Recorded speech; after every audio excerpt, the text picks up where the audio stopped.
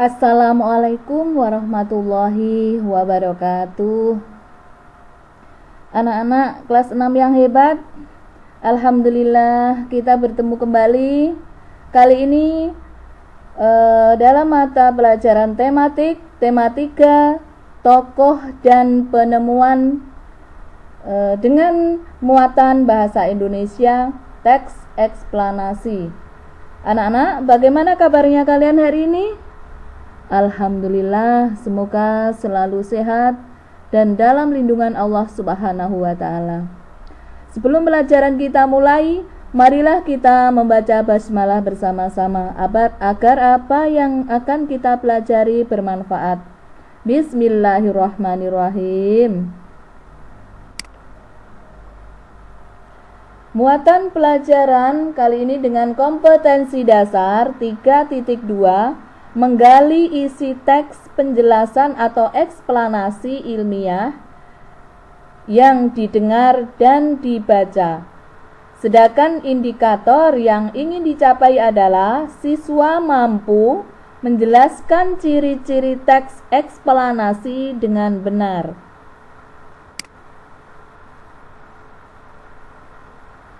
Anak-anak, sebelum kita membahas tentang teks eksplanasi, marilah kita melihat jenis-jenis teks, ya. Teks ada beberapa jenis. Yang pertama adalah teks narasi. Apa teks narasi itu? Siapa yang bisa? Oke, betul. Teks narasi adalah karya tulis yang menceritakan atau menjelaskan suatu peristiwa secara detail berdasarkan urutan waktu, ya. Kemudian yang kedua adalah teks deskripsi. Ada yang tahu di antara kalian? Sudah kita pelajari di kelas 5 dulu, masih ingat ya, insya Allah. Oke. Teks deskripsi adalah karya tulis yang disusun dengan cara menggambarkan benda, objek, tempat, atau peristiwa secara jelas. Jadi kita andaikan menggambarkan suatu tempat di pantai, ya, kita seakan-akan melihat pantai itu, objek itu, ya. Itu teks deskripsi. Kemudian yang ketiga adalah teks eksposisi. Apa teks eksposisi? Yaitu suatu karya tulis yang menyajikan gagasan atau pendapat penulis yang disertai fakta dan alasan-alasan yang logis. Oke, sekarang yang keempat, teks eksplanasi. Nah, ini nanti yang akan kita kupas, kita beri contoh dan sebagainya. Yang akan kita bahas nanti adalah teks eksplanasi. Apa ini teks eksplanasi? Itu sering digunakan untuk menuliskan bacaan yang bersifat ilmiah. Contohnya, karya tulis yang disajikan dalam bentuk eksplanasi itu adalah bacaan yang menjelaskan proses terjadinya suatu fenomena alam atau fenomena sosial. Nah, ringkasnya, teks eksplanasi ini dapat diartikan sebagai teks yang berisi penjelasan-penjelasan tentang proses mengapa dan bagaimana dari suatu topik yang berhubungan dengan fenomena alam maupun fenomena sosial yang terjadi di kehidupan kita setiap harinya. Oke, kita lanjut. Teks persuasi. Masih ingat kan? Ya, siapa yang bisa? Iya, betul. Pengertian teks persuasi adalah karya tulis berupa ajakan atau bujukan kepada pembacanya agar melakukan atau mengikuti isi dalam teks persuasi yang telah dibuat. Ini biasanya contohnya apa anak-anak teks persuasi? Iya, teks pidato itu termasuk teks persuasi. Oke, kita lanjut yang terakhir. teks argumentasi, ya. Oke.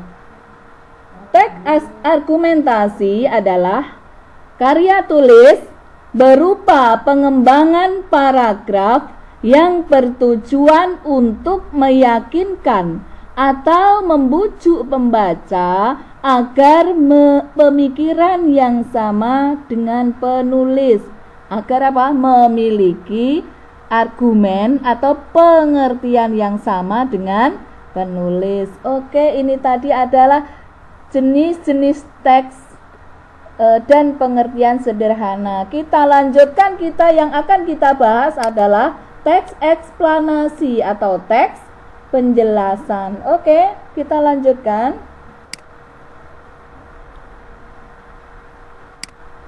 Nah, apa itu teks eksplanasi ilmiah? Teks eksplanasi merupakan teks yang berisi informasi tentang suatu hal atau fenomena yang terjadi di masyarakat, seperti tentang budaya, gejala alam, dan proses terjadinya sesuatu. Teks ini merupakan teks yang dibuat untuk menjelaskan proses terjadinya suatu fenomena atau peristiwa, baik itu fenomena alam maupun sosial secara ilmiah. Nah, teks eksplanasi fungsinya apa, anak-anak? Berfungsi untuk memberikan penjelasan kepada pembaca tentang proses terjadinya sesuatu yang disusun menurut prinsip sebab akibat. Nanti kita akan membahas beberapa contoh dari teks eksplanasi ini. Oke, kita lanjutkan. Ciri-ciri teks eksplanasi. Nah, kita untuk menentukan jenis teks, apa itu deskripsi, apa persuasi, ya, apa narasi, ataukah itu eksplanasi, maka kita harus mengenal ciri-cirinya. Nah, di antara ciri-ciri teks eksplanasi adalah 1. Informasi yang dibuat itu berdasarkan fakta atau faktual atau kenyataan.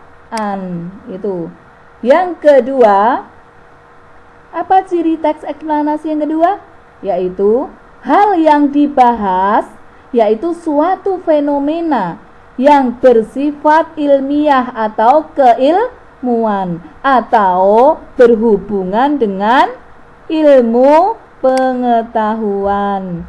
Ciri yang ketiga adalah sifatnya informatif, tidak berusaha untuk mempengaruhi pembaca untuk percaya terhadap hal yang dibahas. Jadi beda dengan persuasi atau argumentasi dan lain-lain. Kemudian ciri yang keempat adalah menggunakan kata penanda urutan atau kata sambung, ya, setelah, kemudian, dan sebagainya. Ini kita lanjutkan. Nah, anak-anak, kita lanjutkan sekarang struktur teks eksplanasi. Nah, terdiri dari apa sajakah teks eksplanasi itu? Yang pertama, pernyataan umum atau pembukaan. Yang kedua, deretan penjelas atau isi. Dan yang ketiga adalah penutup atau simpulan. Bisa disebut juga dengan interpretasi. Nah, satu-satu kita bahas. Apa pernyataan umum itu? Pernyataan umum atau pembukaan merupakan gambaran awal atau informasi singkat mengenai apa yang disampaikan dengan pernyataan yang bersifat umum. Jadi apa yang akan dibahas nanti, ya, itu di pembukaan atau disebut pernyataan umum. Kemudian yang kedua, deretan penjelas atau isi. Deretan penjelas atau isi ini berisi urutan uraian atau penjelasan mengenai proses dari peristiwa yang terjadi dan dijelaskan secara bertahap atau berurutan. Nah, isinya, jadi isinya ini di deretan penjelas. Isi dari teks eksplanasi. Kemudian yang ketiga, terakhir adalah penutup atau simpulannya atau interpretasi. Apa? Yaitu berisi simpulan dari teks atau dapat juga berisi pendapat penulis mengenai fenomena yang dijelaskan dalam teks. Jadi penutup ini berisi simpulan dari teks di atasnya, dari teks yang berada pada isi, ataupun bisa berisi pendapat dari si penulis mengenai fenomena yang dijelaskan. Nah, ini tadi adalah struktur teks eksplanasi. Kita lanjutkan. Sekarang contoh dari suatu teks, ini mana yang disebut pembukaan, mana isi, dan mana penutupnya atau simpulannya. Ini dari bacaan dengan judul James Watt, sang penemu mesin uap. James Watt adalah penemu yang mengembangkan mesin uap yang menjadi dasar dari revolusi industri. Ia lahir pada tanggal 19 Januari 1736 di Greenock, Skotlandia. Ketika dia berumur 18 tahun, Watt melakukan perjalanan ke London untuk melanjutkan studi tentang pembuatan instrumen dan peralatan selama 1 tahun.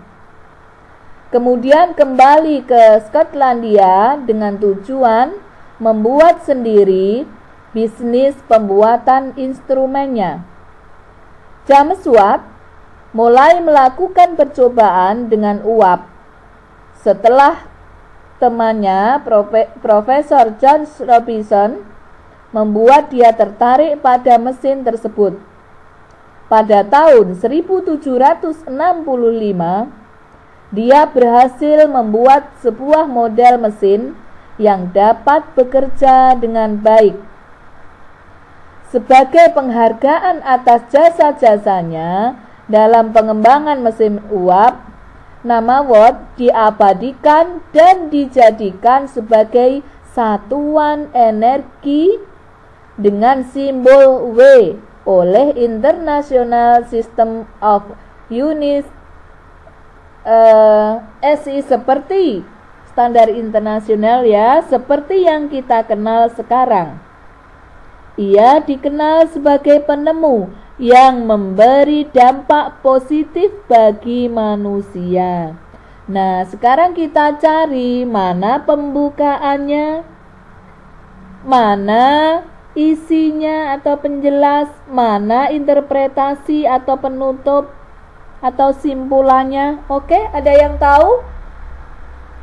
Iya.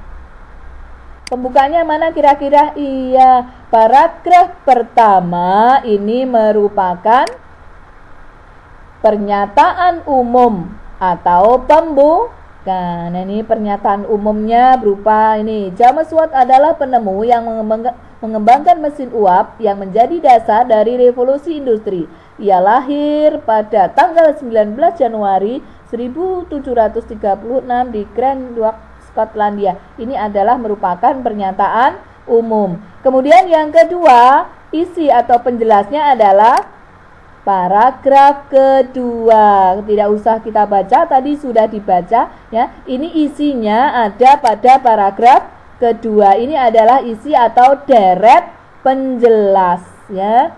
Deret penjelas. Jadi yang dijelaskan, oh apa toh James Watt tadi apa? Ini. Nah, ini adalah isi atau deret penjelas. Kemudian yang terakhir adalah simpulan atau Tuh. Nah, ini contoh dari teks eksplanasi ilmiah. Ini ya, kita lanjutkan contoh berikutnya.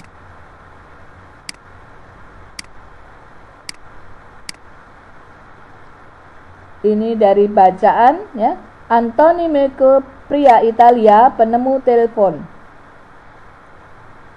Telepon merupakan alat komunikasi yang paling banyak digunakan pada zaman sekarang ini. Kegunaannya untuk menyampaikan pesan suatu suara ataupun pesan teks kepada penerima di tempat yang berbeda atau jarak jauh.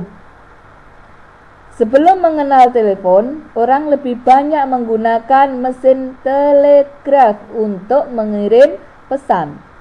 Namun, ketika telepon sudah ditemukan, telegraf sudah mulai ditinggalkan. Paragraf kedua, dialah Antonio Santi Guglielmi, seorang penemu berkebangsaan Italia yang berhasil menemukan telepon. Imigran dari Florencia, Italia ini menciptakan telepon pada tahun 1849. Antonio Meucci lahir di San Frediano pada tanggal 13 April 1808. Pada tahun 1850, Meucci pindah ke Staten Island, New York. Pada saat itu, Meucci sakit dan memerlukan banyak uang untuk berobat, sehingga istrinya terpaksa menjual beberapa alat-alat ciptaannya seharga $6 untuk biaya pengobatan. Setelah sembuh, Meucci bekerja keras siang dan malam untuk kembali membuat alat-alat ciptaannya. Banyak orang yang mengira bahwa penemu telepon adalah Alexander Graham Bell.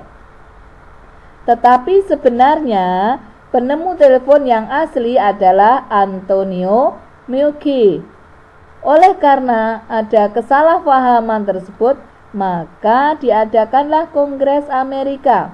Pada September 2001, Meucci dengan resmi diterima sebagai pencipta telepon oleh Kongres Amerika. Meucci telah menciptakan telepon pada tahun 1849, sedangkan Bell membuat telepon pertama di Boston pada tahun 1876. Nah, kita cari anak-anak, mana pernyataan umum, mana deret penjelas atau isi, mana simpulan atau penutup. Kalian ingat apa tadi? Pernyataan umum yaitu pembukaan dari apa materi teks yang akan dibahas nanti. Isi adalah isinya. Sedangkan penutup atau simpulan yaitu simpulan dari teks yang dibahas atau boleh juga pendapat dari penulis. Oke, mana yang termasuk pembuka atau pernyataan umum? Oke, paragraf pertama. Betul, pernyataan umum ada pada paragraf pertama. Kemudian deret penjelas atau isi ini terdapat pada paragraf yang kedua. Sedangkan simpulan ada pada paragraf ketiga, yaitu berisi simpulan dari teks yang ada. Oke, kita lanjut anak-anak. Anak-anak, sekarang contoh yang ketiga, teks dengan judul Marconi, sang penemu radio. Guglielmo Marconi lahir di Bologna 25 April 1874. Marconi adalah seorang insinyur listrik Italia dan peraih Nobel. Marconi terkenal setelah mengembangkan sistem telegrafi tanpa kabel yang dikenal sebagai radio. Ia menerima Nobel bersama Karl Brown pada tahun 1909. Saat berusia 20 tahun, Marconi terinspirasi oleh penemuan Heinrich Hertz mengenai gelombang elektromagnetik. Gelombang ini tak tampak oleh mata, hanya bergerak lewat udara dengan kecepatan suara. Marconi berpendapat bahwa gelombang tersebut dapat dimanfaatkan untuk mengirim tanda-tanda melintasi jarak jauh tanpa menggunakan kawat atau kabel. Komunikasi tersebut dapat berkembang melebihi telegram. Penemuannya berhasil setelah radio itu mengirim informasi mengenai rusaknya kapal SS Republik dan tenggelam ke dasar laut. Berkat berita dari radio tersebut, sebagian penumpang dapat diselamatkan. Pada tahun berikutnya, ia berhasil mengirim berita melalui radio dari Irlandia ke Argentina yang berjarak lebih dari 6.000 mil atau sekitar 9.656 km. Penemuan Marconi ini dapat kita rasakan manfaatnya sampai sekarang. Radio yang ada sekarang ditemukan oleh seseorang yang tidak kenal menyerah. Perjuangan yang melelahkan akan membuahkan hasil yang akan selalu diingat orang. Manfaat yang didapatkan dari radio dalam kehidupan sehari-hari antara lain pengiriman berita, hiburan, keperluan militer, penyelidikan ilmiah, dan tugas-tugas kepolisian.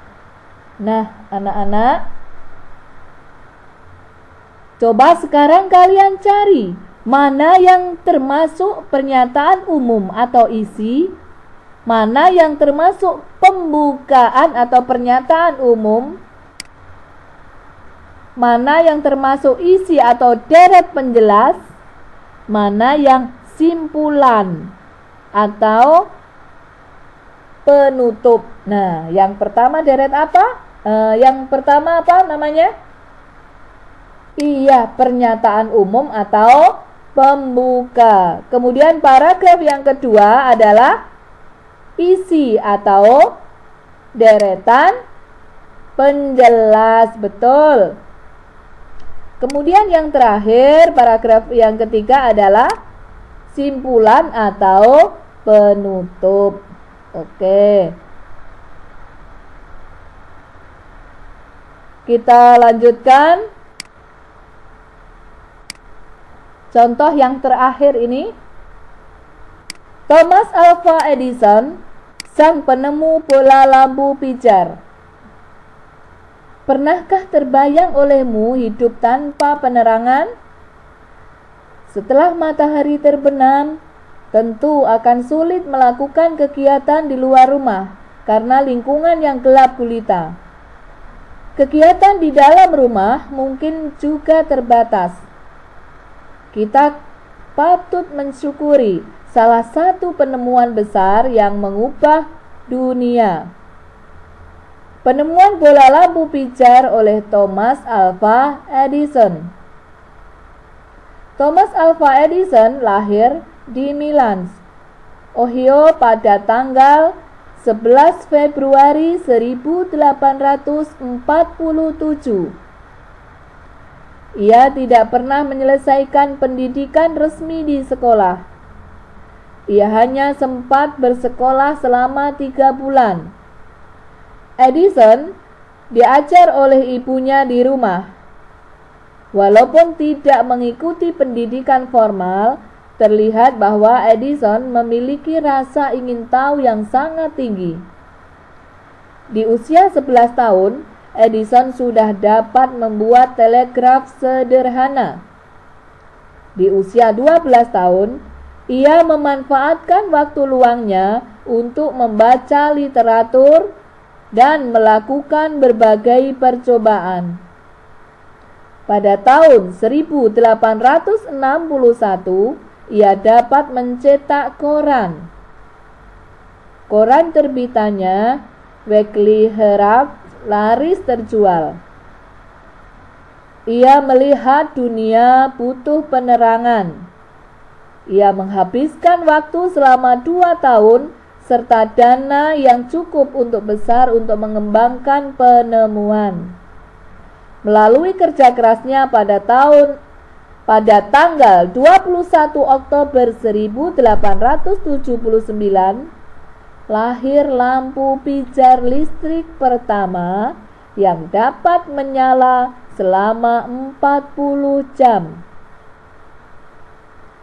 Kegigihan Alva Edison memberikan hal baru bagi dunia. Rasa ingin tahunya yang tinggi dan sikap pantang menyerahnya mampu mengubah dunia menjadi lebih baik. Oke anak-anak, kalian cari mana yang pernyataan umum atau pembuka, mana yang deret penjelas atau isi, mana paragraf mana yang penutup atau simpulan. Ayo kira-kira siapa yang tahu? Oke, betul ya. Paragraf pertama merupakan pernyataan umum atau pembuka, yaitu suatu ulasan yang akan dibahas pada isi atau penjelas, deret penjelas. Oke, sekarang mana yang isi atau deretan penjelas? Siapa yang bisa? Iya, paragraf ke-2 dan paragraf ke-3. Ini adalah deretan penjelas atau isi. Jadi tidak hanya satu paragraf. Kemudian simpulan atau penutup ini ada pada paragraf terakhir, yaitu paragraf ke-4. Kegigihan Thomas Alva Edison memberikan hal baru bagi dunia. Rasa ingin tahunya yang tinggi dan sikap pantang menyerahnya mampu mengubah dunia menjadi lebih baik. Ini simpulan dari teks tersebut. Oke anak-anak, paham ya? Sudah diberi beberapa contoh mencari pernyataan umum, penjelas dan penutup. Insya Allah kalian sudah paham tentang teks eksplanasi ilmiah. Oke. Setelah ini kalian nanti akan mengerjakan beberapa soal. Teliti, pahami dulu. Ya, pahami mana yang apa isi, apa pembuka, apa penutup, ya. Oke? Insya Allah paham. Oke anak-anak, sampai di sini dulu pertemuan kita pada tema 3 muatan bahasa Indonesia. Semoga bermanfaat. Kita akhiri dengan hamdalah. Alhamdulillahirabbil alamin. Assalamualaikum warahmatullahi wabarakatuh.